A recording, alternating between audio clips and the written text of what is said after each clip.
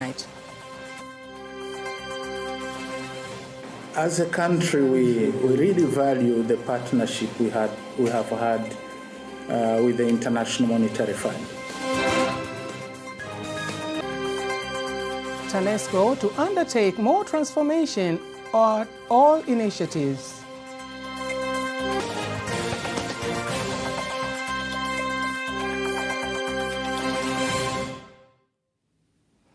Good evening, I'm Agnes Tuniga. You can also follow us live via YouTube channel, TBConline, and also get all the latest news through our Instagram, Facebook, and Twitter pages at TBConline.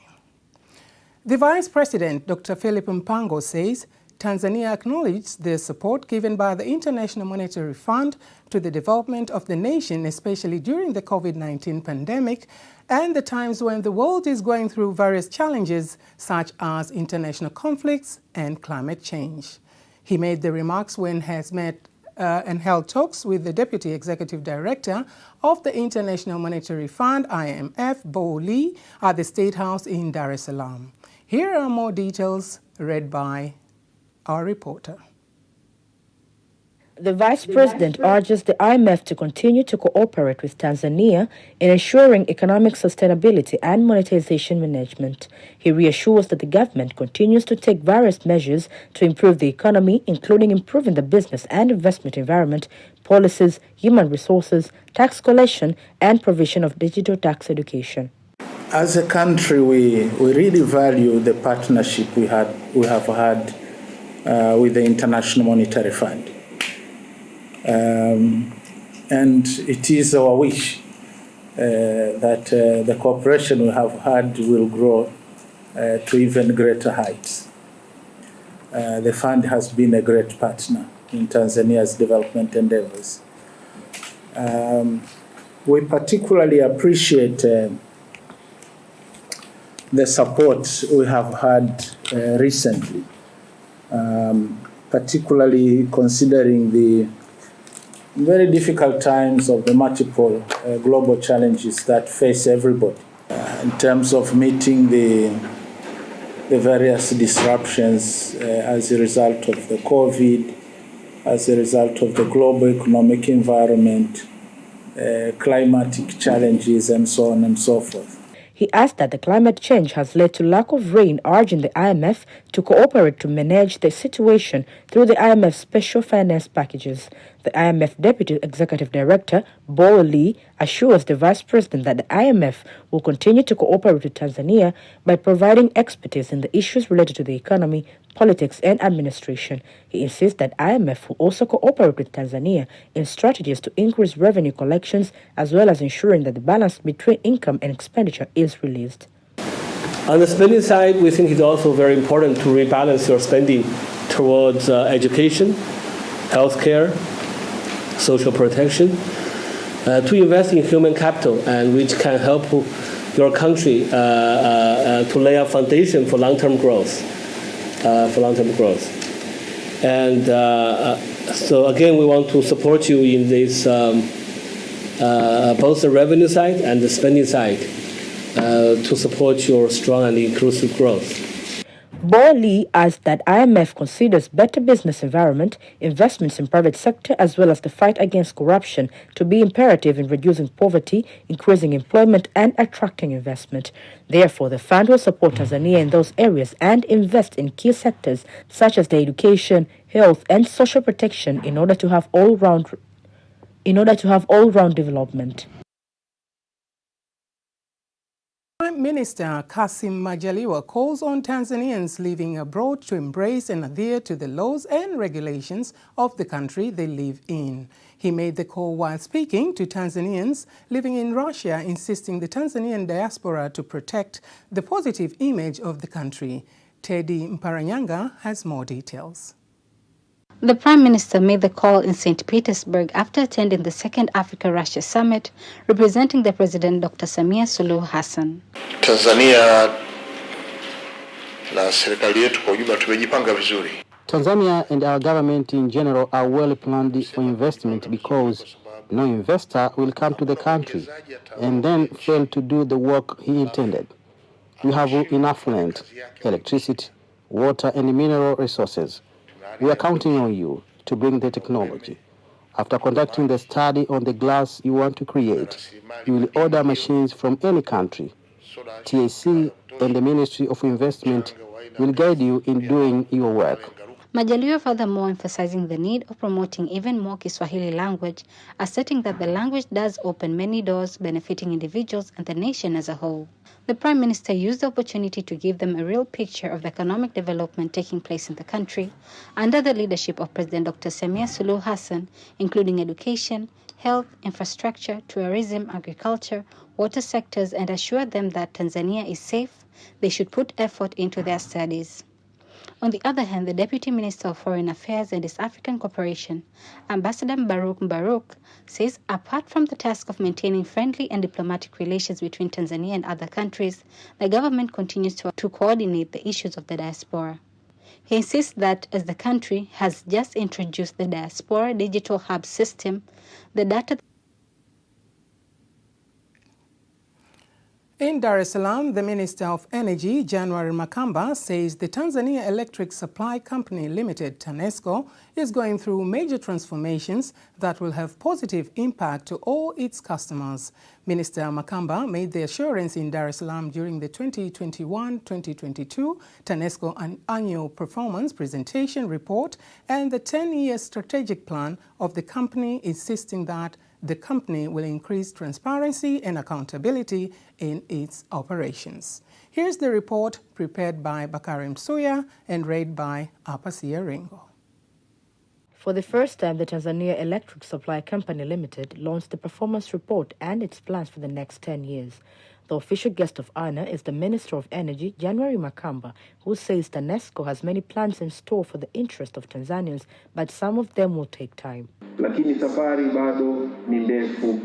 The journey is still very long, and the signs are good. What we are asking for Tanzanians, TANESCO customers, and all stakeholders is patience. Please, give us some time. He furthermore insists that the cooperation from now on will be run with transparency. TANESCO's dream is not Tanzania. It is scope, it is sphere, is Africa. On the other hand, the chairman of the board of directors, Omar Issa, and the TANESCO managing director, Maharage Chande, explains how they plan to use funds to transform the company. There is a group of TANESCO employees who have gone abroad to receive various trainings so that they can come and run this organization for the coming years. We are using them to invest more in business because they are still our fellow Tanzanians, which we give extra money on top of the government money. We have found out that there are more than 40 factories that will be located in Sawe too. Our request as a region is at least to see how you can send the subsection there. The annual report reveals that TANESCO has made a profit of 109 billion and serves more than 500,000 customers. The Permanent Secretary, Ministry of Foreign Affairs and East African Cooperation, Ambassador Dr. Samuel Shelukindo, says Tanzania focuses on sectoral reforms, especially in the areas of agriculture, tourism, and financial institutions, coupled with improving road, railway, water, and air transport infrastructure. He made the remarks during the opening of the 5th Joint Permanent Committee JPC meeting between Tanzania and Algeria, insisting the two countries to uphold economic diplomacy.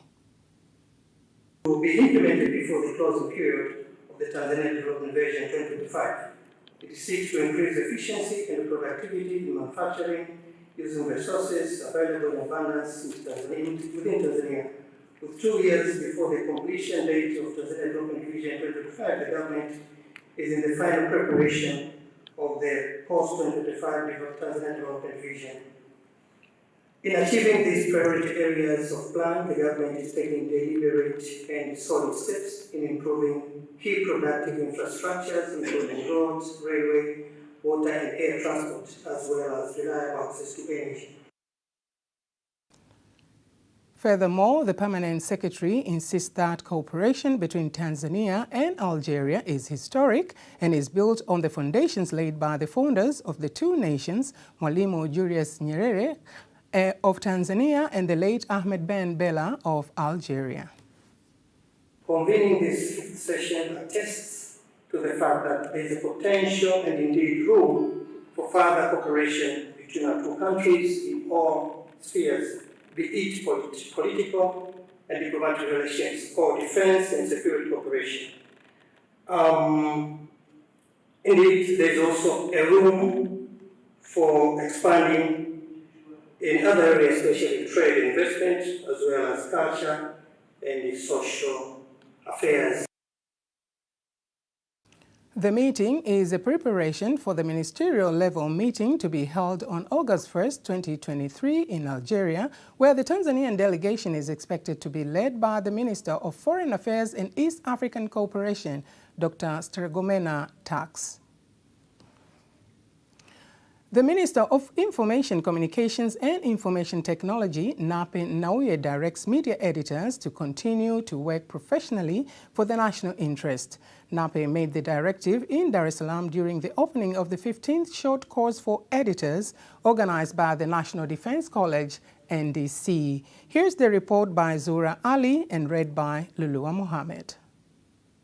The Minister of Information, Communications and Information Technology, Nape Nnauye, insists media must use their influence to contribute to the development of the nation. Wahariri mna jukumu la kusaidia. Editors are responsible for aiding in the mediation and reconciliation process by editing well documentaries and opinions that encourage the discussions and peaceful solutions for social and political conflicts, in order to build a bridge of communication and to also help to build the understanding among various sides. He furthermore reminds news editors of the responsibility of building good relations between the citizens and the government. Mashirikiano ya kutatua matatizo. Collaborations to solve problems and the spread of information that are not beneficial to our country should start now, during the course, and later when you come back to your respective offices. Our leaders of the government and the private sectors expected to see that when you complete these trainings, you will have changed in terms of mindset. The head of National Defense College, NDC, Ibrahim Mhona, urges the editors to focus on publicizing information for the interests of the country, while the leaders of the college explain the importance of the training. Defend your profession so that the nation sees the importance of the news industry. These trainings will bring a positive impact to the candidates and to make our nation to move forward and be safe. They will increase their knowledge and learn the importance of editors in strengthening safety and unity. This is the turn for the editors to have these short courses, and probably I should say that this is not the first time that we are holding this short course for editors. It is the second time in our round of schedule. On the other hand, the participants of the training say it will increase their understanding of national security issues. Vyombo vya habari ni muhimu sana kwa sababu vyombo vya habari kazi vinayofanya. The media is very important because the media has a great contribution to the protection and security of the nation. And I am happy to see the response of journalists. It is very good. I believe that the trainings they will receive will help them to understand how the world operates, which things are important, which strategies should be considered in ensuring that a nation is in peaceful land unified state. We can defend our unity, we can put together our nation to make sure that we publish news and stories which are not causing chaos, which are not dividing the nation, but are protecting the national interest.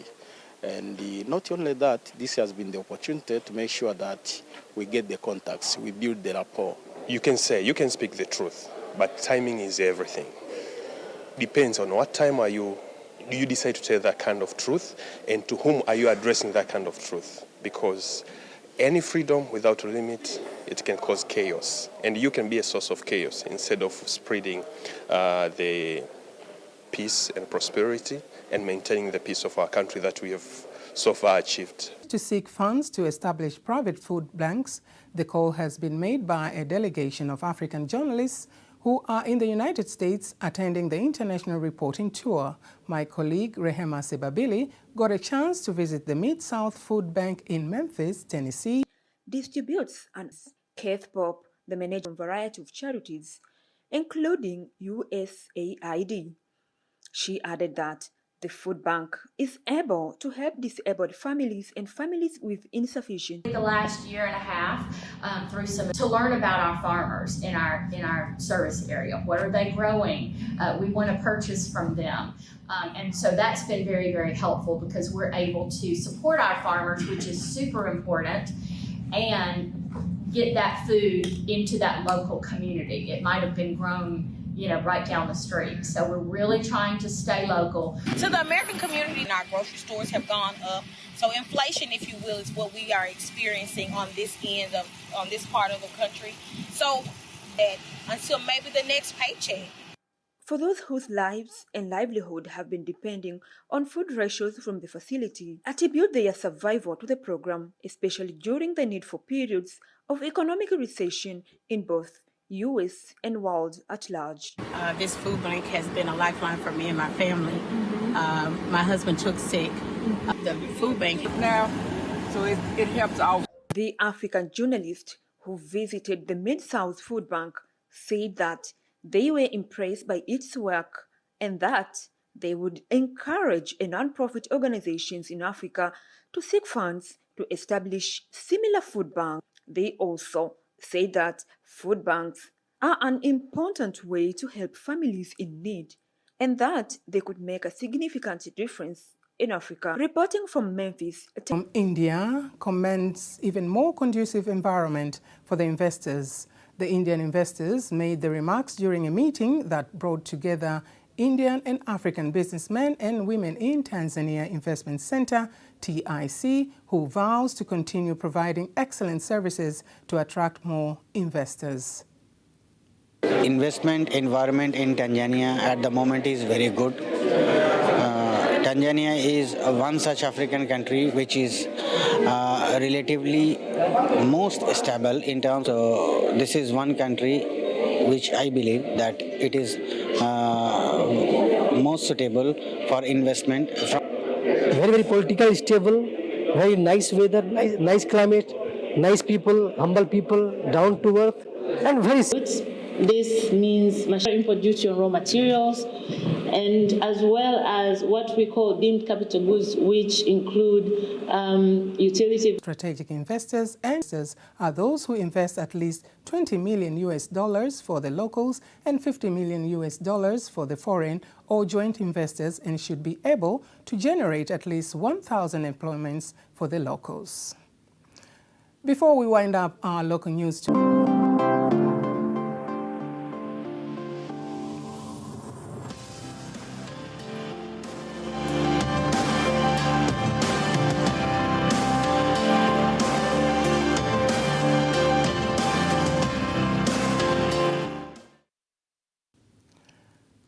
Dear viewers, don't miss TBC News every weekday to know all the latest in exchange rates.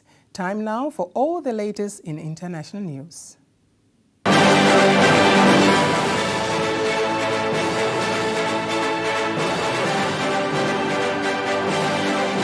Compiled by Ramadhan Impenda and read by Apasia Ringo.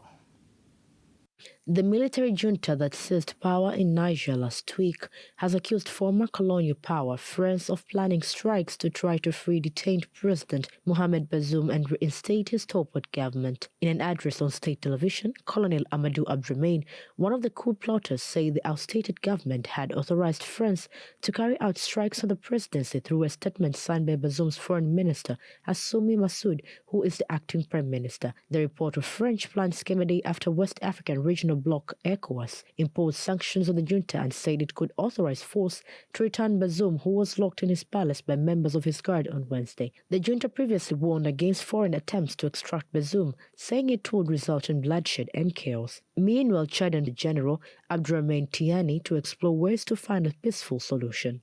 Haiti has welcomed with great interest Kenya's offer to deploy 1,000. He appreciated the expression of African solidarity.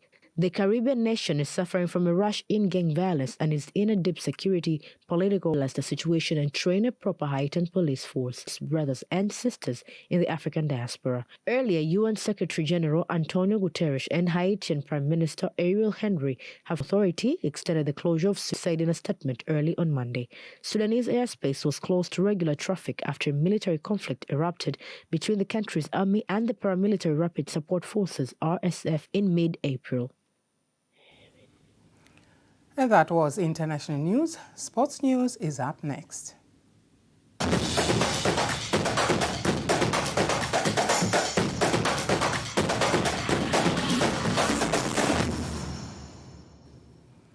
In sports news, the Tanzanian clubs Simba Sports Club, Young Africans, Azam Football Club and Singida Fountain Gate friendly match between Sports Writers Association TASWA football team and DSTV held in Dar es Salaam over the weekend. TASWA Chairman Majuto Omar and DSTV Captain Colin Nyimbo say that those clubs have to play international friendly matches to give players experience and chemistry of the team before the competition.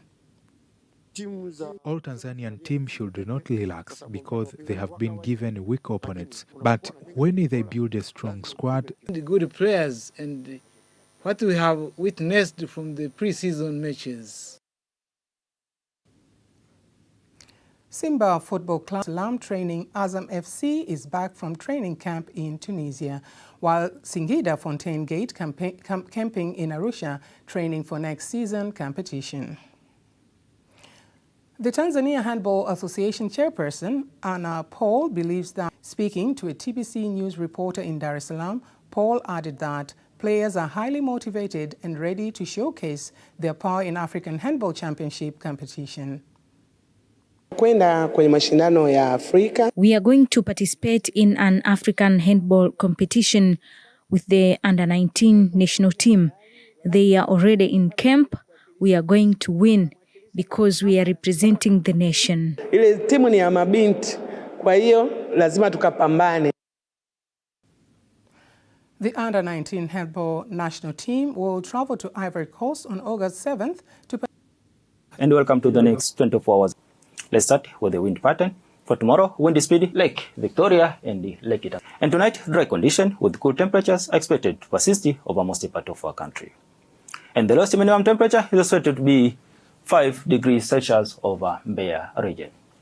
And tomorrow, few areas, especially over northern coast, southern coast, and the high grounds of Arusha and the Kilimanjaro regions are expected to feature partly cloudy condition, light rain showers and sun period. And the remaining regions are expected to feature partly cloudy condition and sun periods. And now let's have a look on the next 4 days of forecast over some regions of...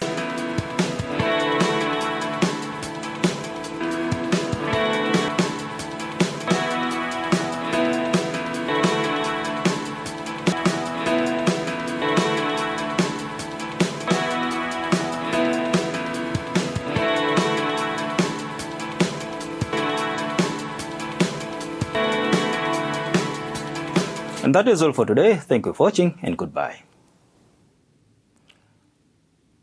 With that weather update marks our news bulletin for tonight. Don't miss our next bulletin in Kiswahili at 11 p.m. My name is Agnes Tuniga and good night.